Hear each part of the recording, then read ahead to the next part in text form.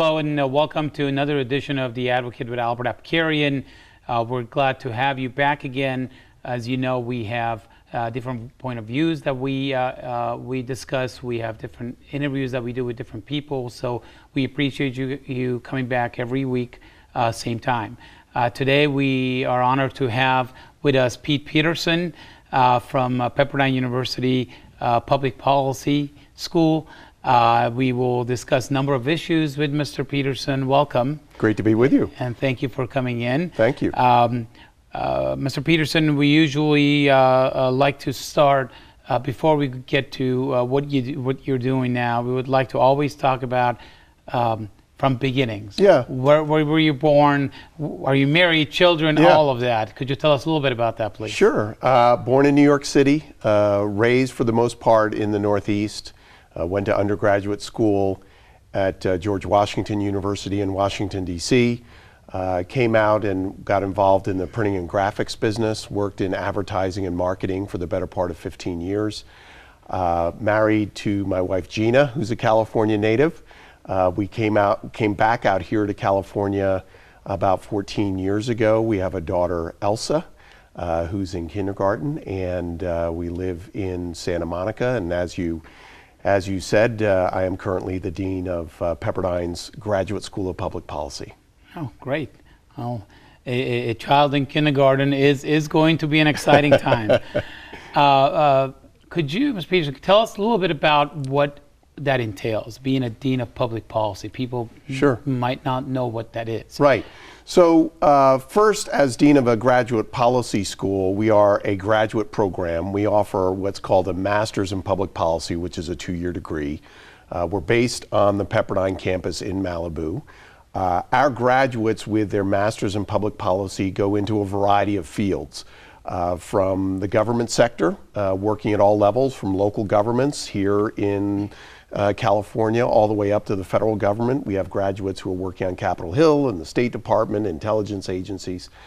Some go into work for nonprofits, so whether it be a think tank or a policy-related nonprofit, working on issues ranging from homelessness to education reform.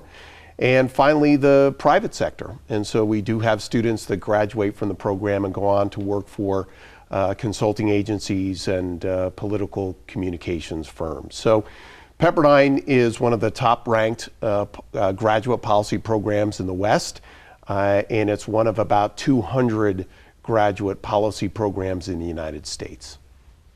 Great. It's probably one of the only public policy schools that is more leaning conservative, if I may put a label on it, so Yeah. to speak. Yeah. How would you characterize your program? No, very much so.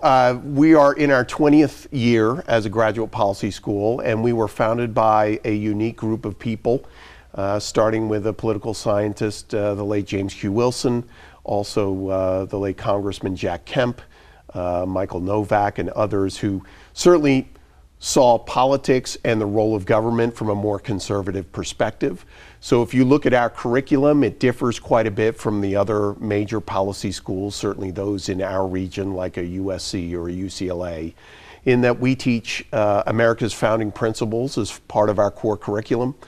We teach economics from a free market perspective, and we teach America's role in the world as something that needs to be protected and enhanced. So I don't know if you would see directly on our website that we promote ourselves directly as a conservative school, but we certainly do see things from a particular perspective that considers founding principles as being very important, the pursuit and furtherance of liberty being very important for public leaders, limited government and the importance of civil society and citizenship as being principles that we want to prepare our public leaders to go out in the world and serve. Being a dean of a university,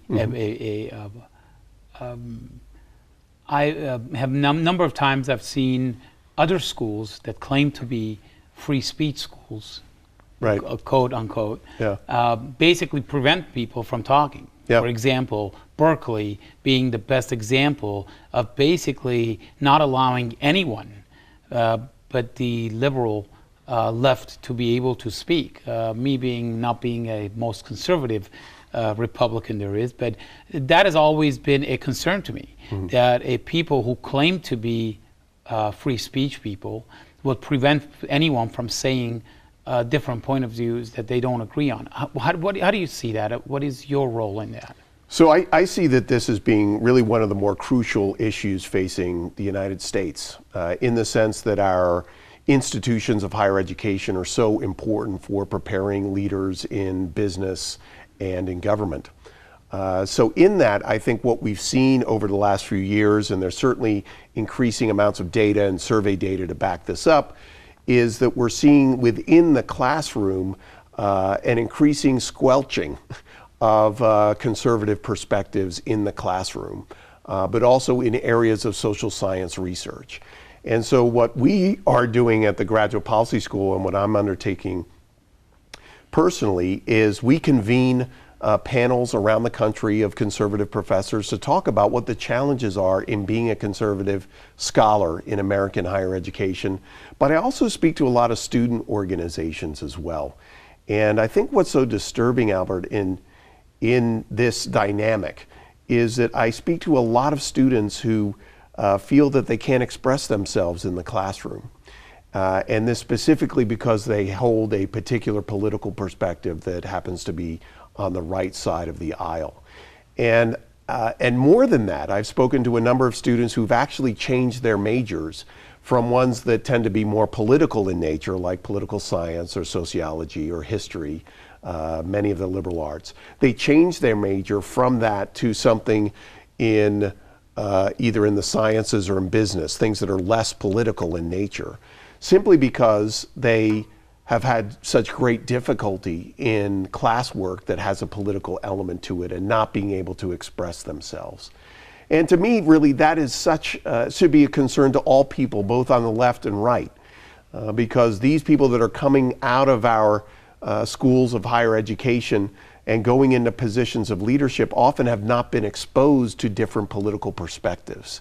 And so where my concern lies is not so much saying that we need a lot more conservative schools, is just we have to allow more of a balance in political perspectives to be expressed inside the classroom, and also for our teachers and professors to feel more free to express themselves.